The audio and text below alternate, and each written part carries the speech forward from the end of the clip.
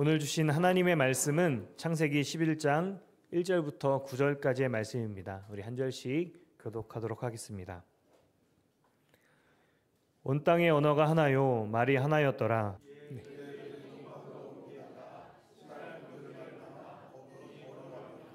서로 말하되 자 벽돌을 만들어 견고히 굽자 하고 이에 벽돌로 돌을 대신하며 역청으로 진흙을 대신하고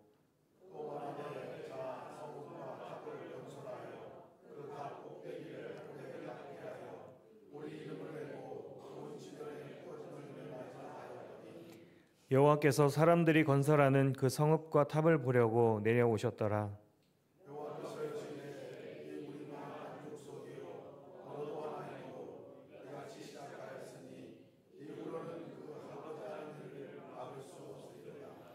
자, 우리가 내려가서 거기서 그들의 언어를 혼잡하게 하여 그들이 서로 알아듣지 못하게 하자 하시고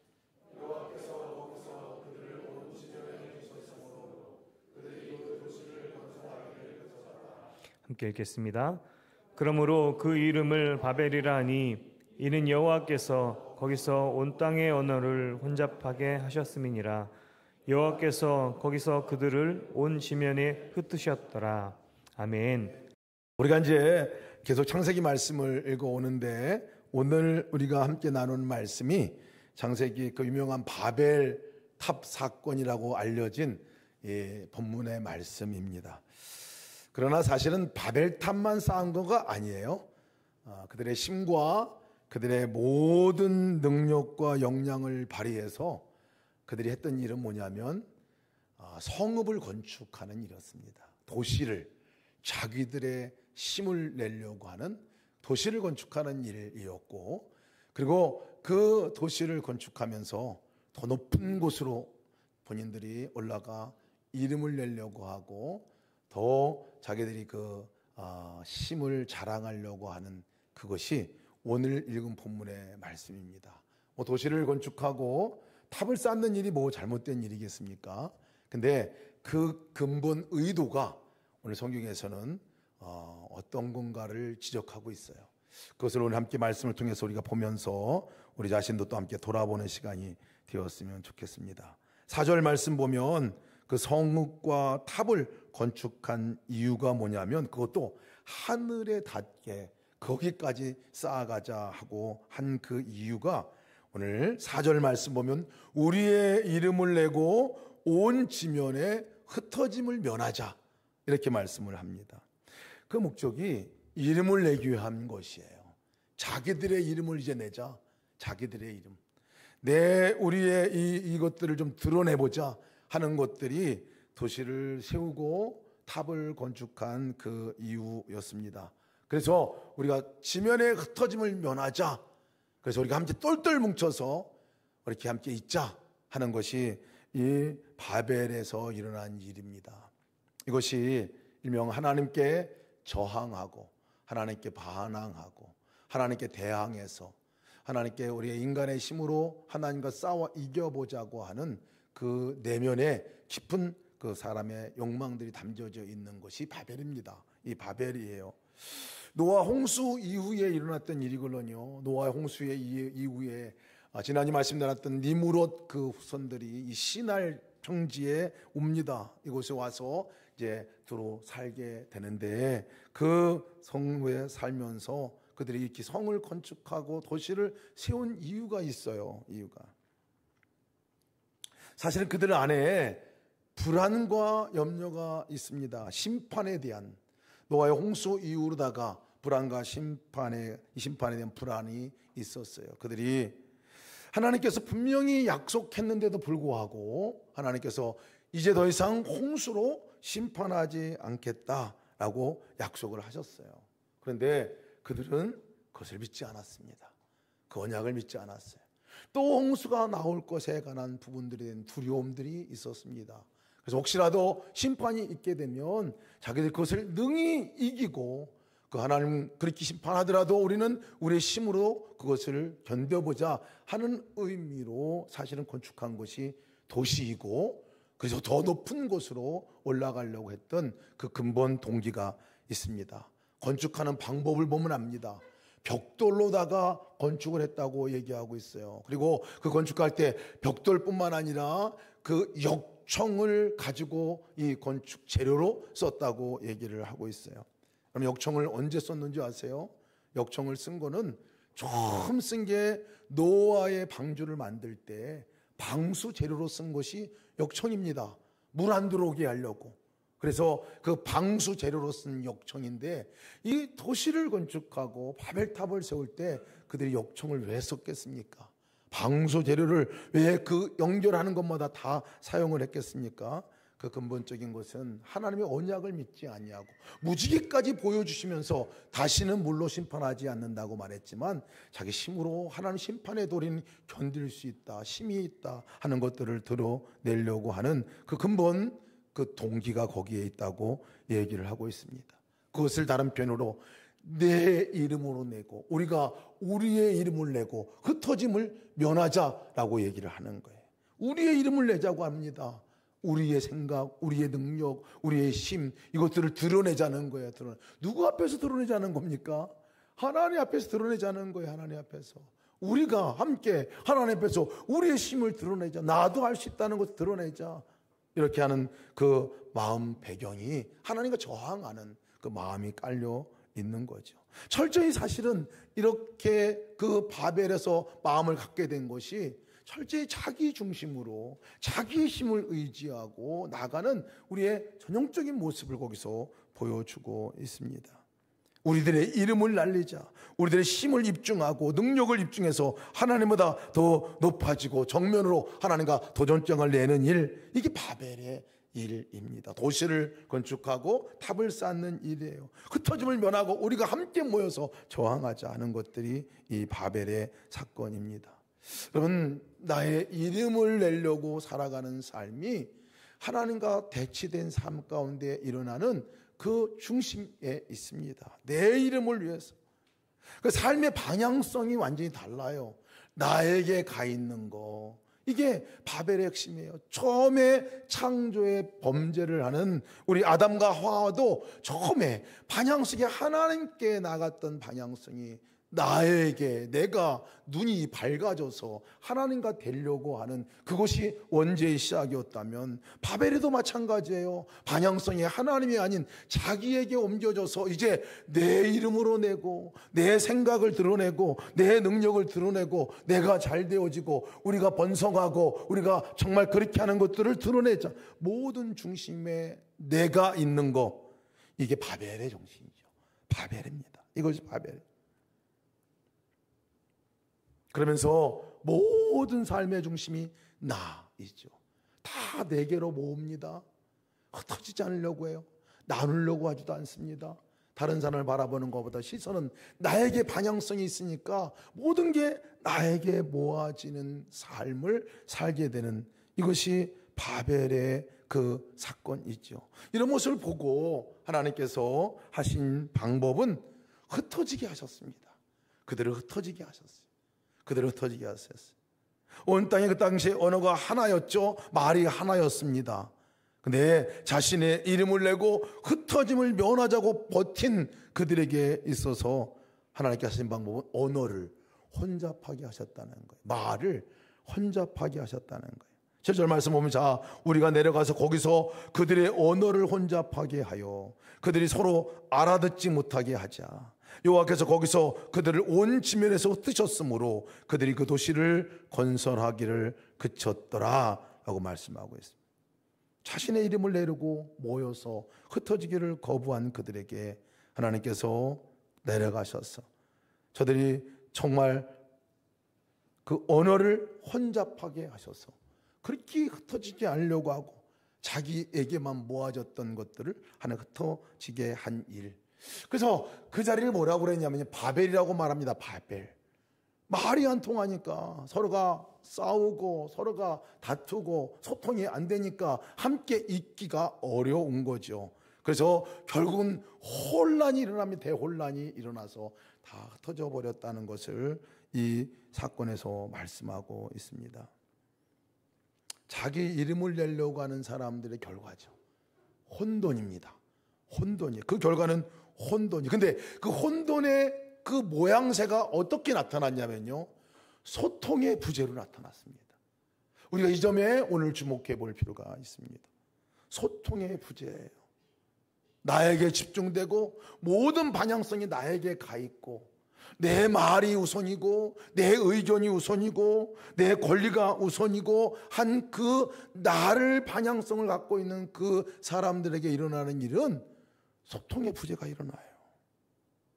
내 이름만 알아달라고 하고 내 의견만 알아달라고 하고 내 생각을 알아달라고 나를 인정해달라고 하는 그 나 중심의 방향성이 가 있는 거기에서 제일 많이 일어나는 일이 소통의 부재예요. 그것을 바벨이라고 표현했어요. 혼돈이다 라고 말했어요. 소통의 부재. 하나님께서 언어를 다른 언어를 쓰게 했다라고 하는 그 말, 바로 그 얘기예요. 내가 스스로가 너무 강해. 내 말이 너무 강해요. 내 언어가 나의 온외의 언어예요. 다른 사람의 언어는 생각지도 않습니다.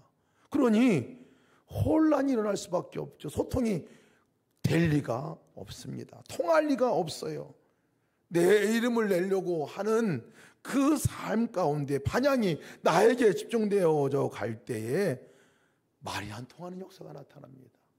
여러분, 우리 안에도 이것을 잘 돌아봐야 합니다. 잘 돌아봐야 해요. 방향의 전환이 필요합니다. 방향의 전환이 필요해요. 나에게서 모든 방향을 나에게로 왔던 그 시선을 사실은 다른 사람에게 옮기는 방향의 전환. 여러분, 왜 흩어지지 않으려고 했는지 아십니까? 자기에게만 돌아오게 되면요, 방향이 정해지면 절대 흩어지지 않습니다. 흩어진다는 의미가 여러분 어떤 의미냐면, 하나님께서는 애시당초 우리에게 명령했던 부분들이 뭐냐면, 땅을 정복하라, 땅을 다스리라, 땅에 충만하라 그랬어요. 이 땅에 충만하라는 의미가 뭐냐면요, 흩어지라는 얘기예요. 너희들의 삶은 너희들만을 위한 삶이 아니고, 너희들의 삶은 너에게 그 이기적으로 너만을 위해서 그렇게 살아가려고 하고 너만을 주장하면서 너의 이름만을 내면서 살아가는 삶이 아니라, 흩어져서 다른 사람의 땅에 충만해서 가서 너희들이 그곳에서 다른 사람들을 살리고 다른 사람들을, 다른 생물들을 번성케 하는 일이 너희 소명이야 하는 것들을 애시당초 말씀을 해주셨습니다. 땅에 충만하라 하는 명령은 뭐냐면 시선을 다른 사람들에게 돌리라는 거예요. 방향성을 너 중심이 아니라 다른 사람의 필요를 돌아봐라.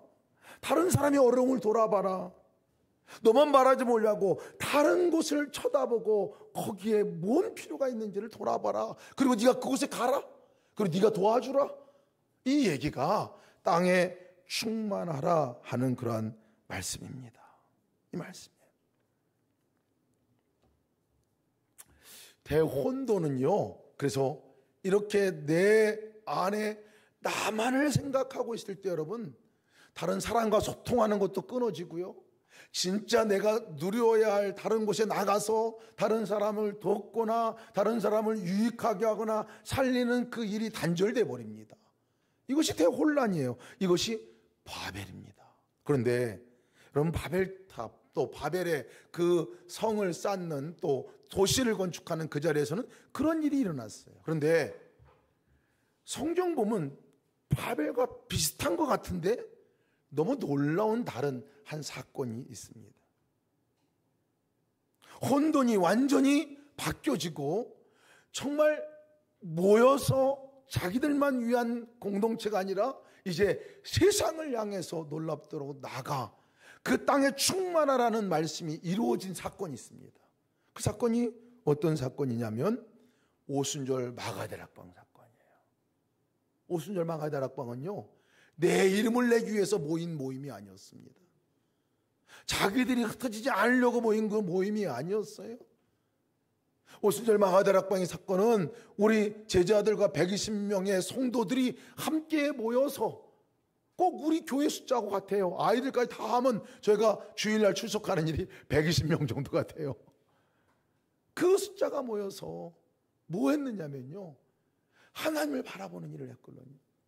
하나님께 간구하는 일을, 성령이 약속하신 성령을 보내달라고 간구하는 그 시선 자체가 어디에 가 있었냐면 하나님께 가 있어서 하나님께 가 있는 그들, 정말 우리로서는 안 됩니다. 성령이 임하셔서 우리 가운데 우리를 구원하시고 인도해달라는 간절한 소망의 기도가 있는 자리가 오순절 마가 다락방의 기도의 자리였습니다. 그런데 그렇게 기도한 자리에 성령이 강하게 임하셨어요. 불로 임하시고 강하게 불의 혀같이 임하시고 많은 사람들이, 참석한 모든 사람들이 성령을 경험했어요. 충만함을 경험했어요. 근데 여러분, 우리가 주목해 볼 만한 사건이 뭐냐면, 그렇게 성령이 우리 가운데 임했을 때 어떤 일이 일어났냐는 거예요. 그때 일어난 일은 방언이 터지기 시작했어요. 제일 먼저 일어난 일이 방언이 터졌어요. 방언. 그 말은 뭐냐면 알아듣지 못하는 말로 말했다는 말이 아니에요. 그 방언은 다른 나라 언어로 말하는 랭귀지였어요. 언어였습니다. 말이었습니다. 여러분, 이상하죠? 내가 지금 쓰고 있는 말이 아니라 다른 사람, 다른 나라 말로 지금 내가 말하는 거예요. 이게 오순절 마가다락방에서 성령이 임했을 때 일어난 사건이었어요. 그럼 바벨에도 똑같은 일이 일어난 거예요. 언어가 달라졌어요. 다른 말을 했어요. 근데 다른 점은 뭔지 아세요? 바벨에서는 자기에게 반영성이 가 있으니까 다른 사람이 내 말을 알아듣지 못해. 내 말만 해요. 내 말만. 내 주장만 해요. 내게 집중되어 있으니까 다른 사람은 전혀 말을 알아듣지 못합니다. 다른 언어로 알아듣지 못해. 근데 이 마가다락방에서 성령의 역사가 임했을 때는 어떤 일이 일어나냐면요, 다른 사람들이 알아들어요. 이 다른 말을 지금 하고 있는데 이 말을 다른 사람들이 알아들어요. 예루살렘에 6월절 그 절기에 많은 사람들이 모여서 함께 절기 행사를 참여하러 왔어요. 각국에서 왔어요. 다른 주변에 있는 많은 다른 언어를 쓰는 사람들이, 애국 사람들이 모였다는 얘기예요. 근데 이 오순절 마가다락방에 참여한 성령을 받은 이분들이 나가서 말을 하는데 각국에서 온 사람들이 자기네 나라 언어로 알아듣는 거예요. 자기네 나라 언어로 알아듣는 거예요. 놀라운 일 아닙니까, 여러분? 이곳에 주목해 보아야 합니다. 이곳에 주목해 보아야 해요. 다른 사람이 알아들을 수 있도록, 다른 사람이 이해할 수 있도록 이 말이 그렇게 바뀌어졌어요. 여러분, 이것이 우리가 어디에 방향성을 두고 가느냐에 따라서 말이 들려지기도 하고 안 들려지기도 합니다. 나 중심의 말로 말하게 되면요, 말하는 것 같은데 못 알아듣습니다.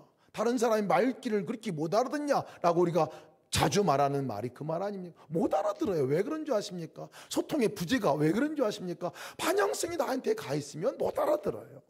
그런데 방향성이 하나님께 가 있고 방향성이 다른 사람에게 가 있으면요, 그 사람들이 알아듣는다고요.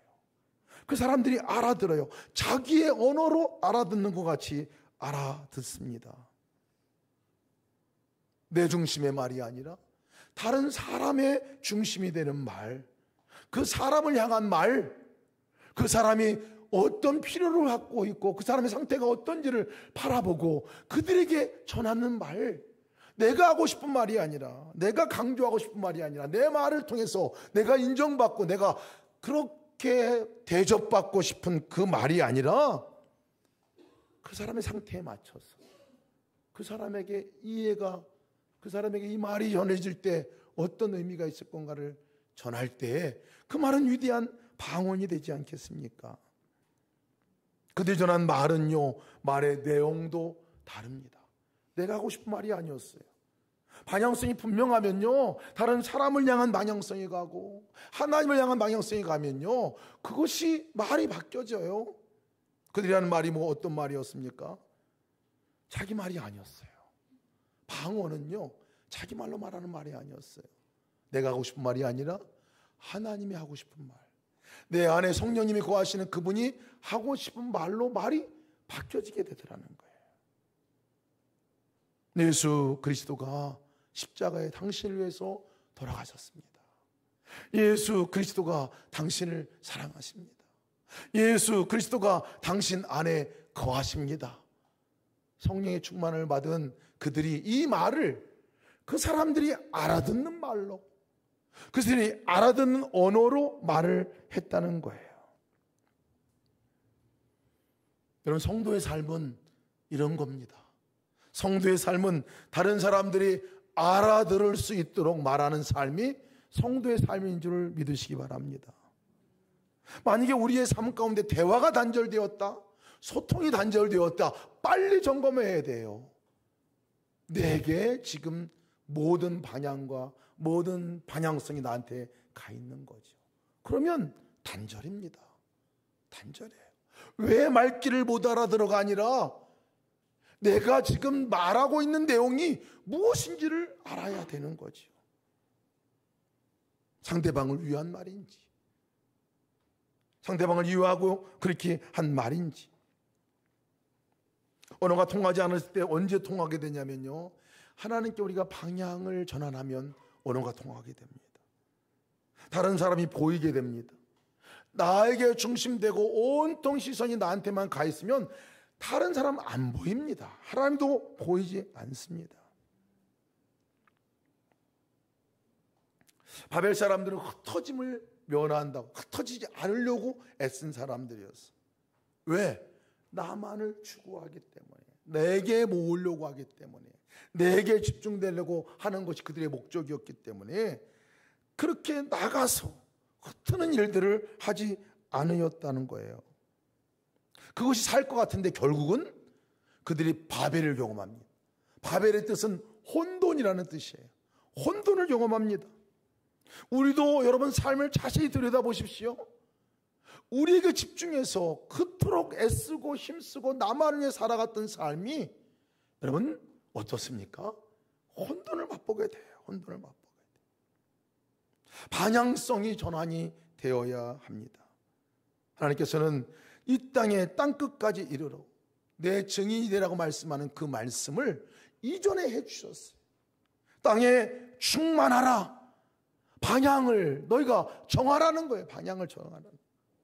너 스스로가 아니라 다른 사람을 향해서, 밖을 향해서 흘러갈 때 그때가 비로소 살아나는 역사가 임하게 된다는 거예요. 강물도 여러분, 이 강물이 처음에 모아두면요 좋은 것 같은데 모아둘수록 흘러가지 않으면 썩게 됩니다. 강물은 흘러가야, 생명은 흘러가야, 내게 가지고 있는 것은 흘러가야 그것이 더 살아나고 나뿐만 아니라 다른 사람도 살아나고 생명이 계속해서 넘치게 되는 것이 원칙입니다. 근데 내게만 모아지게 되고 내게만 바라보게 되면요 절대 우리 가운데 만족이 없을 뿐만 아니라 우리 가운데 그것이 모아지지 않습니다. 썩어지게 됩니다. 흘러가야 합니다. 흘러가요. 철저히 내 중심이 아니라 흘러가는 삶이 바로 성도의 삶이죠. 땅에 충만하라 하는 말씀은 뭐냐면요, 이제 내가 너와 함께 갈 거라는 얘기예요. 너가 발을 옮기면 그곳에 새 창조의 역사를 너를 통해서 내가 이루어질 것이라는 말씀의 뜻이기도 합니다. 하나님의 영이 가진 사람들, 성령에 충만한 사람들이 가는 곳에 여러분 어떤 일이 일어나는 줄 아세요? 그들이 다른 사람을 향해 찾아갔을 때, 그래서 그들이 알아듣는 말로 말을 전했을 때 그들에게 일어났던 일은 회개하는 일이었어요. 회개하는 일이었어요. 초대교회 많은 사람들이 회개하는 역사가 있게 되었고, 바벨의 사건은 우리에게 모이자라고 얘기했는데 그 초대교회에서는 일어났던 일이 함께 예수님의 이름으로 모여 교회가 되어졌고, 그 다음에 있었던 일들은 그들도 다 흩어졌어요. 다 흩어져 나가서 다른 사람을 살리는 일 가운데 세워졌다는 것이에요. 우리의 지경이 넓어져야 합니다. 우리의 삶의 지경이 넓어져야 합니다. 주님께서 우리는 책임져 주시고 인도하실 것을 믿고 우리가 우리에게 주신 것들을 이제 나누고 다른 사람을 위해 방향성을 정하고 함께하는 일들에 그렇게 쓰임받는 여러분 되시기를 축복합니다. 이것이 우리를 부르신 목적이기도 하고요, 우리에게 하고 싶은 하나님의 놀라운 일이에요.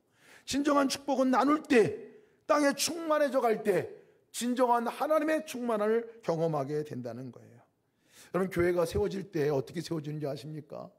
교회가 세워질 때는요, 어느 교회든지 이렇게 흩어져서 와서 함께 모이게 되는 이 자리에서 교회가 세워졌습니다.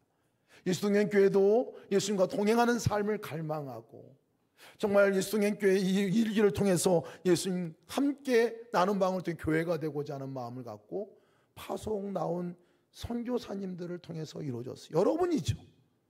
여러분들이죠. 여러분 모두를 통해서, 그리고 중간에 또 오셔서 함께한 모든 성도들을 통해서 이 교회가 세워졌습니다. 흩어지지 아니하고 그냥 이전에 갖고 있는 것들만 즐거워하고 거기에 머물르셨다면 동행교회는 세워질 수가 없습니다. 마찬가지로 하나님께서 이 동행교회를 통해서 무엇을 하기를 원하시는가? 하나님이 계속해서 하기 원하시는 것은 또한 이것이 흘러가기를 원하신다는 거예요. 흘러가기를. 다른 사람들에게 흘러가는 역사, 땅에 충만한 역사가 어디로부터? 우리 교회로부터 그렇게 이루실 거라 믿습니다. 창립 6주년을 우리가 다음 주에 앞두고 있습니다.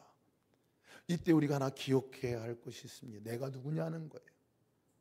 방향성을 나에게만 두면요, 나만 은혜 받고 그냥 멈추면 되겠다라고 생각할지 모르겠지만요, 교회를 세우신 목적, 우리를 부르신 목적은요, 방향성 자체를 바꾸신 거예요.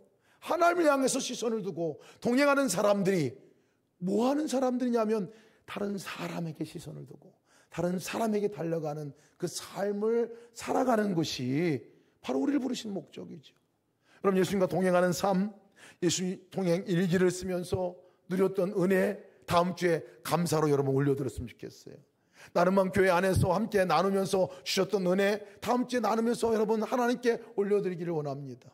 그리고 하나님께만이 아니라 여러분, 교회 안에서 주셨던 그 은혜를 여러분 주변의 사람들에게도 나눠줬으면 좋겠어요. 예수님과 동행하는 삶, 예수님과 함께하는 삶의 초대를 누구를 통해서 하겠습니까? 바로 예수 동행께 성도들을 통해서 하지 않겠습니까? 예수님과 동행하는 것이 행복이에요. 예수님과 동행하는 것이 살 길입니다. 예수님과 동행하는 것이 그것이 변화의 길입니다. 누구를 통해서 이 땅에 주님이 말씀하시겠냐고요. 여러분들이 예수 동행 선교사인 것을 믿으시기를 축복합니다. 나만 좋고 나만 즐기는데 끝나서는 안 된다는 거예요. 다른 사람에게 알리고 전하는 일이에요. 이번에 우리 금요일날, 목요일날, 금요일날도 큰 은혜가 있을 겁니다. 여러분 믿고 다른 사람에게 그렇게 전하세요. 우리 함께 은혜 받으러 가자 전하고 초청하시기 바랍니다. 은혜의 자리에 인도하시기 바랍니다. 분명히 주님께서 우리에게 주시는 말씀이 있을 거예요. 그럴 때 생명이 살아나죠. 생명이 살아나죠. 내가 나가서 다른 사람을 만날 때 생명이 살아나죠. 여기 동행일기 처음부터 쓴 사람 아무도 없어요. 누군가의 소개를 받고 누군가의 권면을 받고 그 이야기를 듣고 그리고 이 자리까지 초청받아서 함께 나올 때 그 역사가 일어나는 거 아니겠습니까? 우리에게 그 일들을 계속해서 이루실 겁니다. 제가 이 교회 가운데서 하나님께서 우리 교회는 흩어지는 교회입니까? 라고 묻고 이렇게 하나님께 기도할 때 주셨던 하나님 생각나게 하신 것이 우리 선교에 관한 부분들이었습니다. 우리 작은 교회이기도 하고 정말 예수동행께 이 가운데 일어난 이 예수동행 운동이 우리 교회로부터 다른 곳에 전해지는 것이 하나님께 우리 교회를 세우신 목적이죠. 여러분, 예수동행 운동이 이 일이 인도네시아 안에 놀랍게 일어나고 있는 것들 여러분 아십니까?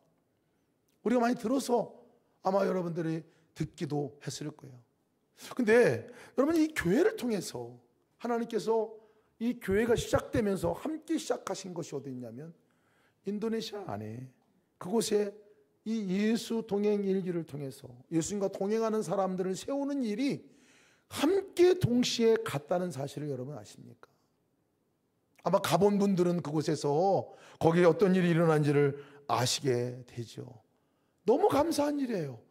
하나님께서 우리 동행교회 가운데서 그 일을 하게 하신 일은 큰 은혜구나, 큰 선물이구나. 우리를 그 자리에 껴주신 것은 너무나 큰 은혜구나. 땅에 충만하라. 인도네시아 땅까지 가서 충만한 은혜가 임하게 되죠. 레오 선교사님 이제 목요일날, 금요일날 함께 집회를 인도하시게 될 텐데 아마 그 이야기를 나누실 것 같아요. 이제 또 인도네시아 뿐이겠습니까? 이제 튀르키예 선교사로 우리가 이제 신종현 선교사님, 양승경 선교사님을 함께 보냅니다. 여러분, 그냥 사람만 딱 보내는 게 아니에요.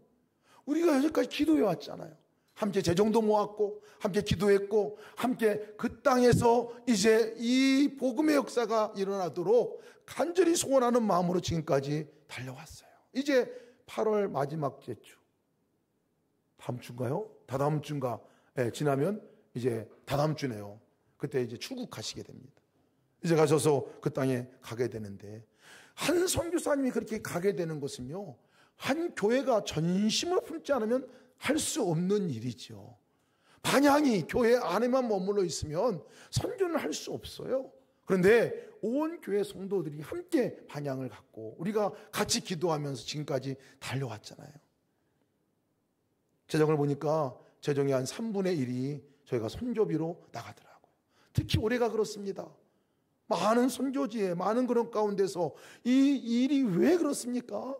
바로 이 하나님께서 땅에 충만하라 하시는 이 말씀. 가는 곳마다 역사가 일어날 거니까 가면 역사가 일어납니다. 선교지에서도 그런 일뿐만 아니라 더 놀랍게 우리에게 주시는 것은 우리도 선교사라는 거예요. 각자 모두가 선교사라는 거예요. 내가 있는 곳에서 땅에 충만하라는 말은 내 반향이 나에게만 머물러 있지만 않으면 거기에 가는 곳마다 그 사람들이 살아날 것이고 그 사람들이 일어날 것이고 세워질 것이라는 약속의 말씀입니다. 가정에서도 마찬가지고요, 직장에서도 마찬가지고, 내가 있는 모든 그 공동체나 있는 곳에서 그 역사가 이루어지게 될 것이라는 것입니다. 따라서 합시다. 나는 예수 동행 선교사입니다. 잊지 마시기 바랍니다. 잊지 마시기 바랍니다. 내가 이건 나 중심으로 살아요.